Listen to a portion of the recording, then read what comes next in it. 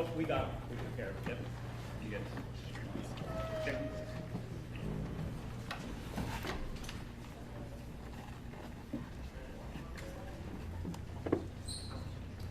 All right. Please be seated.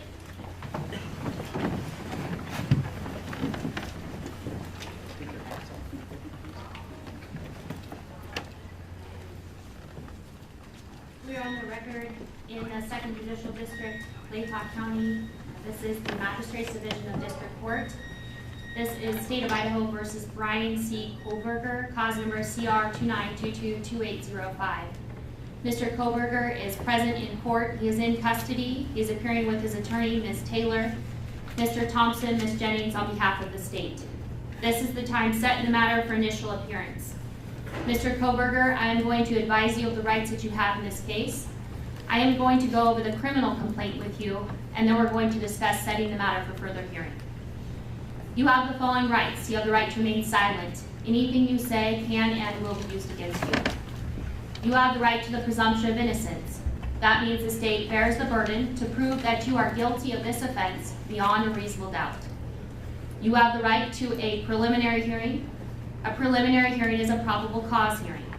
At that hearing, the state must establish that more likely than not, these felony offenses were committed and you were the one that committed the felony offenses.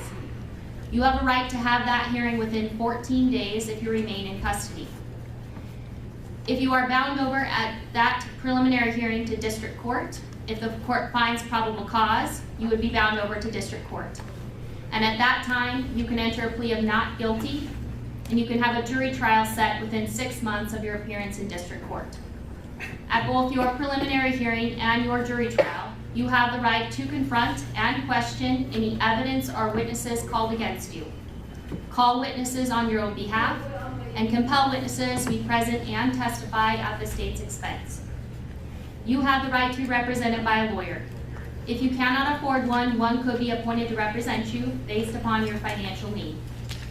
You also have the right to appeal any conviction in your case. Do you understand these rights? Yes.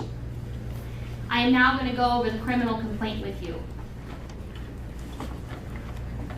Count 1 of the criminal complaint charges you with the felony offense of burglary.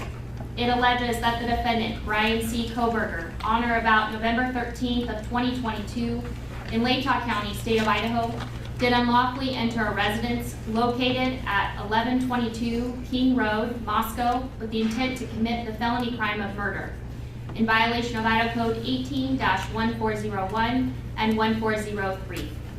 The maximum penalty for that offense, if you plead guilty or are found guilty, is not less than 1 year in prison, no more than 10 years in prison, and or a $50,000 fine or both. Do you understand? Yes. Count 2 alleges that you committed the felony offense of murder in the first degree. It alleges that the defendant, Bryan C. Kohberger, on or about November 13th, 2022, in Latah County, State of Idaho, did willfully, unlawfully, deliberately, with premeditation, and with malice aforethought, kill and murder Madison Mogan, a human being, by stabbing Madison Mogan, from which she died, in violation of Idaho Code 18-4001, 4002, 4003, and 4004. The maximum penalty for this offense, if you were to plead guilty or be found guilty, is death or imprisonment for life. Do you understand? Yes. Count 3 alleges that you committed the felony offense of murder in the first degree.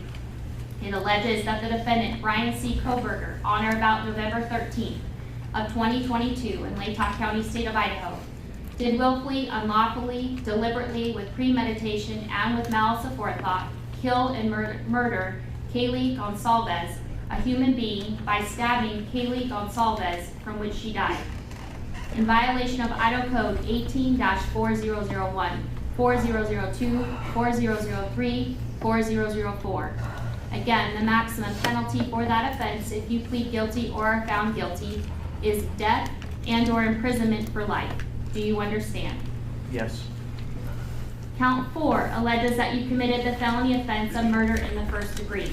It alleges that the defendant, Bryan C. Kohberger, on or about November 13th of 2022 in Latah County, Idaho, did willfully, unlawfully, deliberately, with premeditation, and with malice aforethought, kill and murder Xana Kernodle, a human being, by stabbing Xana Kernodle, from which she died, in violation of Idaho Code 18-4001, 4002, 4003, and 4004.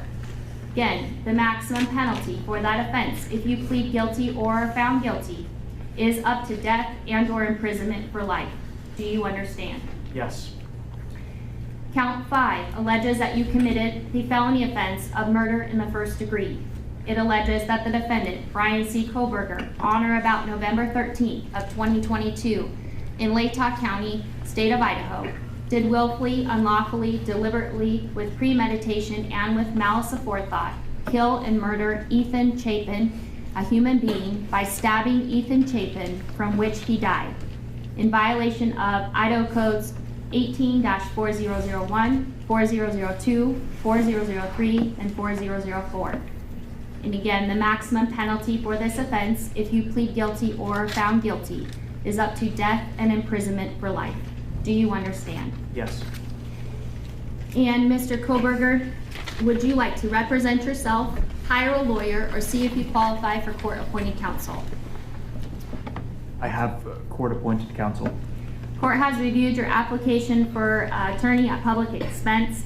I do find that you are indigent and do qualify for court-appointed counsel. I will appoint Ms. Taylor to represent you in this case. Ms. Taylor, have you had an opportunity to speak with Mr. Kohberger about speedy preliminary hearing and setting this matter? Your Honor, I have.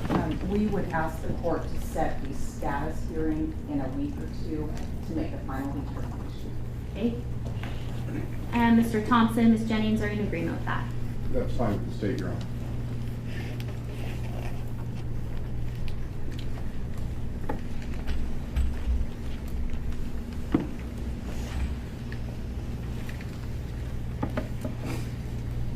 I will go ahead and set this matter for a status hearing then on the calendar on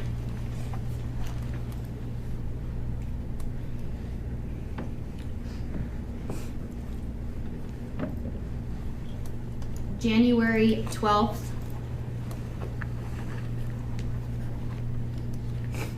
at 10 o'clock a.m.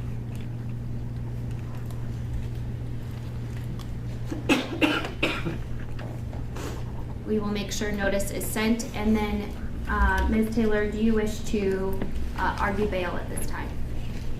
Your Honor, I would like to ask the court to consider setting a bond.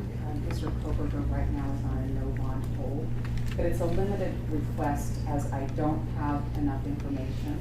We are new to the case. We haven't reviewed very much in the way of information about the case, and we have just begun our own work on the case. But we would want the court to know that Mr. Kohberger has a good family that stands behind him. And Mr. Thompson. You know, the state's position is that Mr. Kohberger is not entitled to bond in this case. We can take charges as is noted on the arrest warrant itself.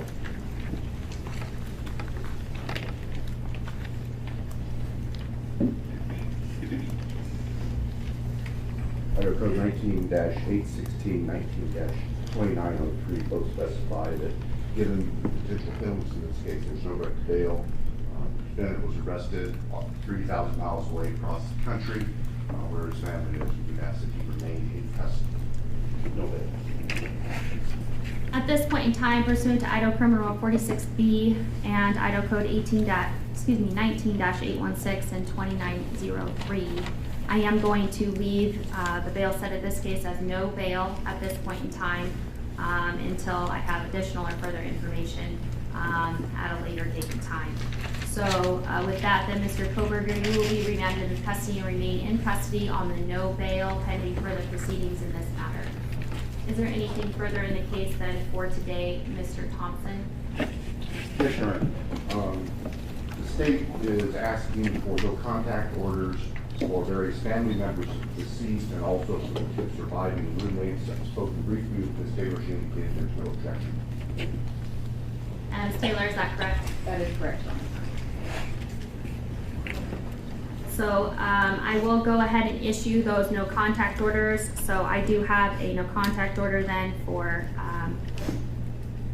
the named individual of Dylan Mortensen, Bethany Funk, as well as the family members and Mr. Chapin, the family members of Ms. Pernodal,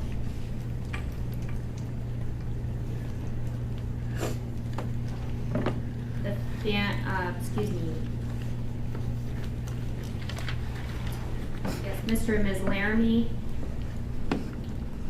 Mr. Mogan, Ms. Cheeley, and then a number of members of the Gonsalves family. Those specific names will certainly be provided to you, Mr. Kohberger, by way of being provided notice of these documents. You'll get a copy of these no contact orders. What you do need to be advised of, and what will be in this no contact order, is you are prohibited from having any contact with them whatsoever. You cannot contact them through third person, in writing, or by any electronic means. You cannot Facebook, Snapchat, Twitter, Instagram, use the phone to communicate with them, or otherwise any form of communication in direct or indirectly with them. You cannot engage in any conduct that would harass, stalk, threaten, use, attempt to use, or threaten to use any physical force or violence upon them, or place them in reasonable fear of bodily injury. Cannot go within or knowingly remain within 300 feet of their person or their home, workplace, or any other place where they might be. There are no exceptions to these orders, and if you do violate these orders, it is a new misdemeanor offense. It is punishable by up to a year in jail and or a $1,000 fine or both. At this point in time, due to being in the Magistrate's division here, at this juncture, I am going to issue the no contact orders for a period of 2 years, and then if it needs to be modified or changed by additional judge, it can be done so at that time. Is there anything further, Mr. Thompson? No, Your Honor. Anything further, Ms. Taylor? No, Your Honor. All right, thank you. We are adjourned.